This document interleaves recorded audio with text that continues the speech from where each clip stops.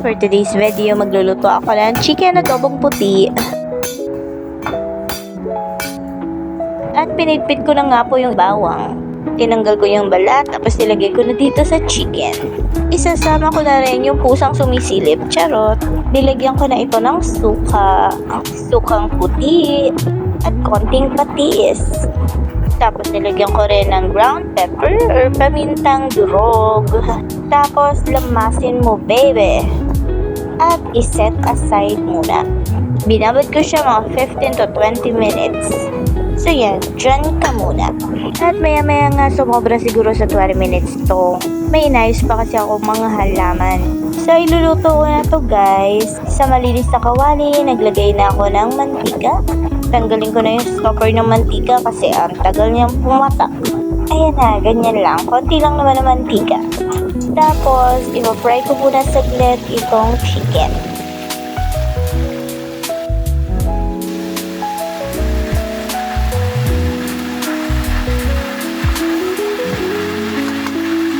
Parang dumami yung mantika nyo guys. Kaya babawasan ko. Hindi ko na masyado i-fry yung chicken.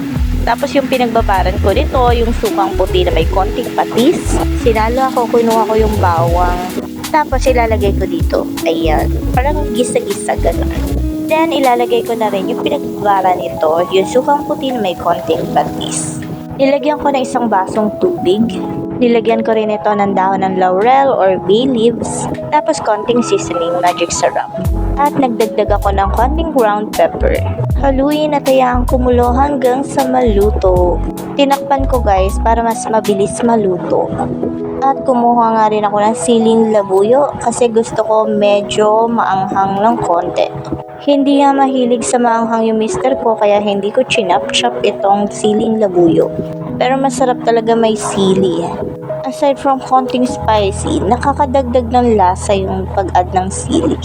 Tapos nag-add pala ako dyan ng isang kutsarang asukal guys. At maya nga ito na, luto na ang akin chicken adobo puti. Naghain ako para makakain na kami. Sabi nga ni mister, parang kulang sa toyo yung adobo muhan.